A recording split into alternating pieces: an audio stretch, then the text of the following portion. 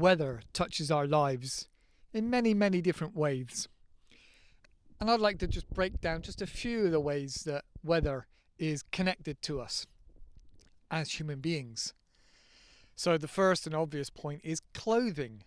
Now, in places like the UK, we have to think about the clothing for our daily choices, not just in regards to seasons, the 4 seasons we have in the UK, but also on a daily basis and even sometimes on an hourly basis. In the morning it can be lovely and sunny, and then in the afternoon it can be really, really hot. So often we have to buy clothes that are usable in multiple weather conditions, or at least 2 or 3 weather conditions.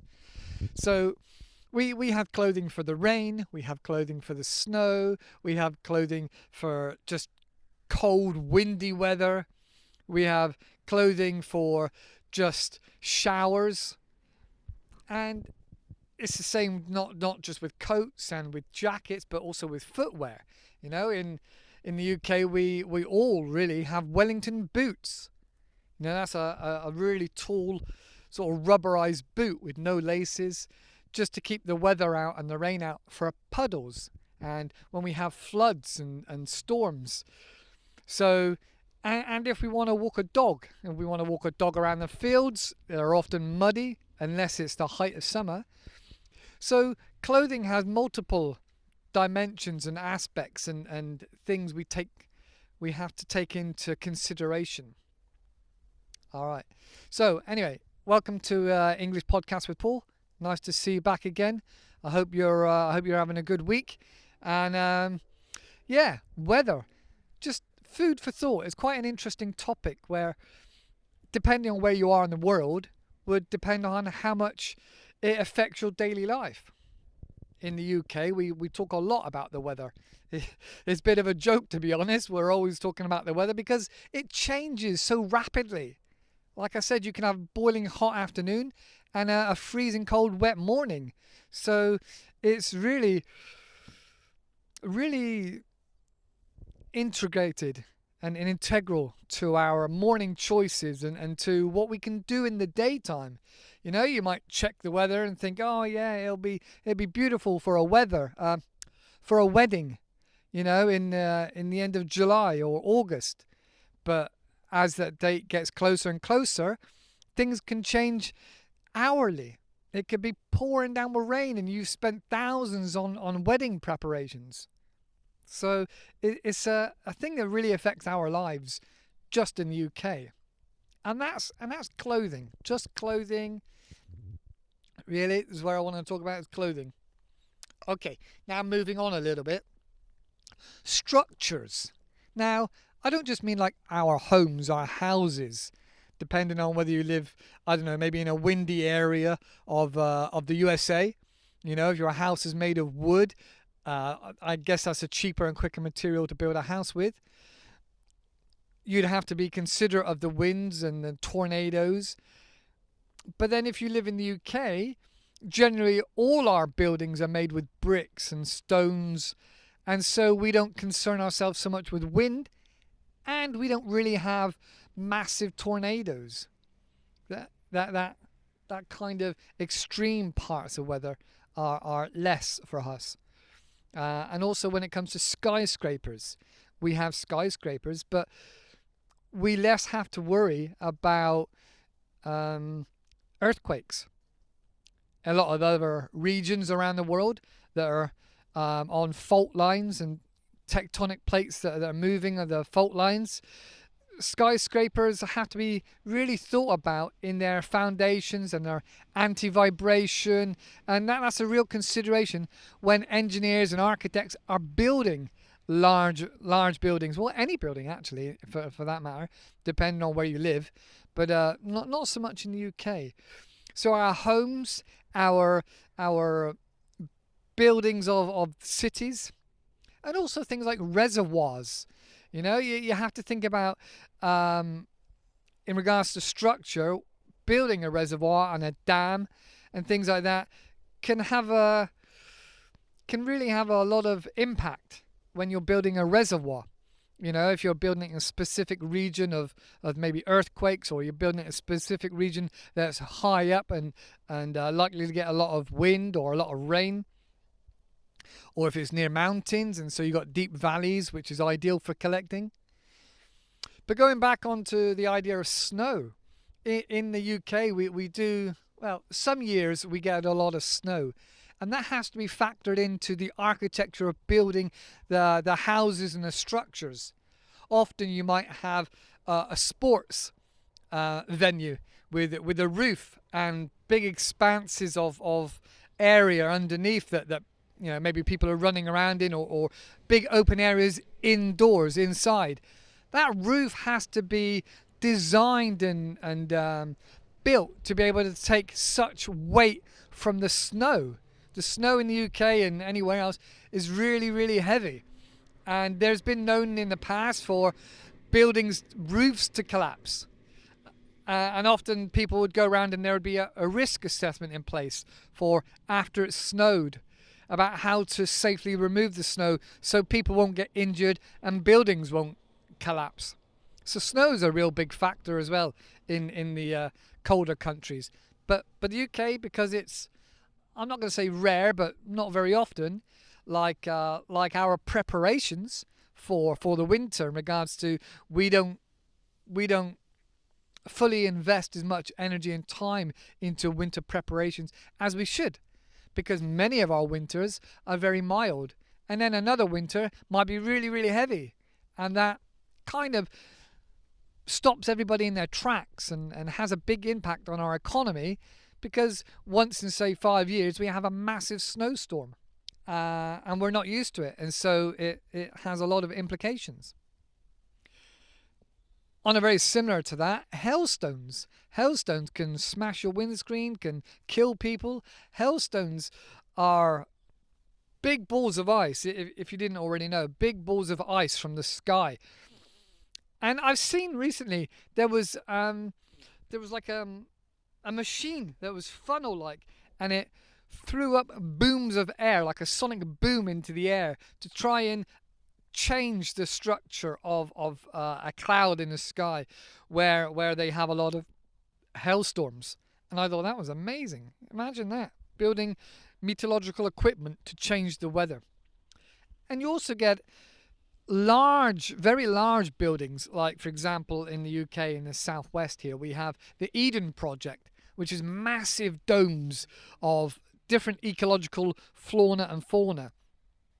And it's a great place to visit. But they have kind of like their own individual weather system inside the building, a weather system. How strange is that? So that has to be taken in consideration into large, very large buildings with tropical plants and other flora and fauna that can affect the humidity and the moisture in the air. So that's quite interesting. So then moving next on to resources and how the weather touches our lives again in regards to resourcing. Not just harnessing the weather, harnessing the energy, such as the solar energy and the wind and waves, ground heat, hydro energy. There's a lot of resources that we're able to take from the environment to help us with our energy needs. And that's a massive consideration for weather. And going back to the structures like skyscrapers, you have to think about lightning and lightning rods and stuff like that. So a lot of electricity and energy there.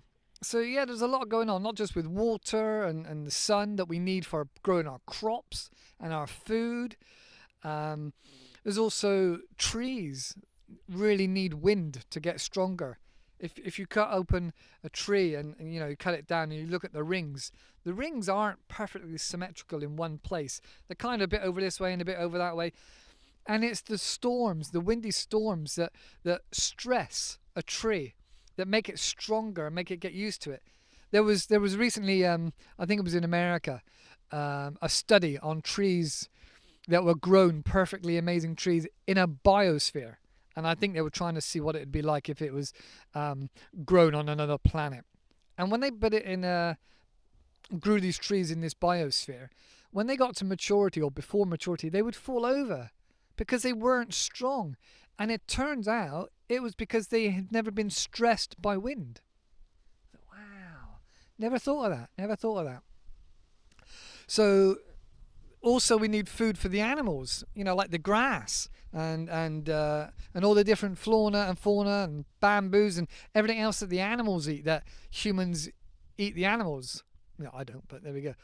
And then thinking about the polar ice caps, and tectonic plates, and how fossils are found, and maybe landslides that reveal different things about the geology of the country.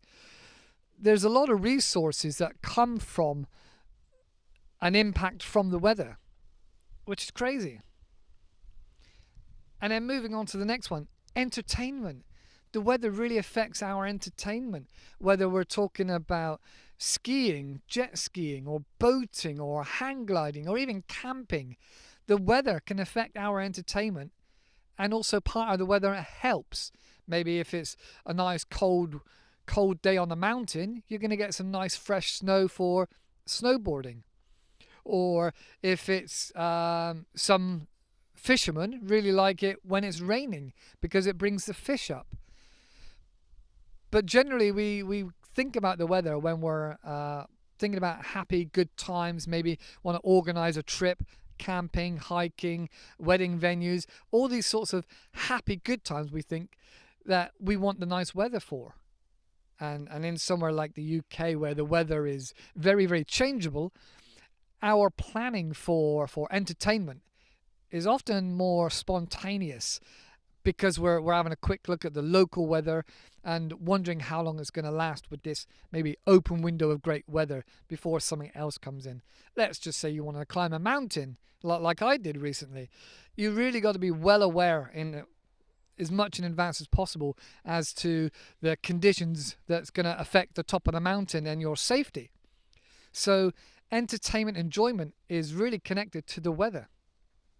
Okay, so that's a lot of thinking about there. There's a lot of thinking about the weather and about why it's so much in our daily lives, in our minds, in our communication. So in closing, weather is very much giving us and taking away positive and brings a lot of negativity in regards to storms and monsoons and floods and landslides and earthquakes. It's kind of like, nature is this big thing that's moving around, and Mother Nature can remind us that the planet is alive and that you and I aren't going to kill the planet. The planet's been here for billions of years. We're not going to kill the planet, but we will ruin the atmosphere for ourselves and our children and our children's children. So we do try as much as we can after we've taken care of ourselves, think about how we can protect our environment, protect the future resources for our children. So weather is a really massive part of nature that we have to respect and try to learn and work with nature and the weather. And there's lots of different types of weather systems as well. Forgive me if I say this wrong. El Nino, the famous weather pattern. And it's really interesting how the patterns of weather and high pressure and low pressure move around the world, not just on the top, but underneath with regards to currents and then tectonic plates. So much is moving and happening with this really alive planet. This planet is so alive. That's one of the reasons why I enjoy getting out in nature as much as I can. And I'm well aware that as winter's coming, I'm going to be able to get out a lot less, or at least be a lot more prepared in regard to my clothing for getting out in the countryside. So, let me know what you think about the weather. Has weather affected you? Has weather been a real key component of your life? Has it made parts of your life really good, or is it really torn away and caused a lot of problems in your life? Let me know in the comments below. I'd be interested to find out. But there we go. Just take a moment as well to look at this view. I'm standing or sitting above a reservoir at the moment with the rolling hills in the background and the gentle clouds in the sky and lots of trees dotted around the place with small copse and forests, and with that big body of water. It does make for a beautiful view out there. Lush and green, lots of brown fields, green fields. Really, really calming and relaxing to enjoy. Alright, that's it for me. And I'll see you in the next video. Take care. Thank you very much. Bye bye for now.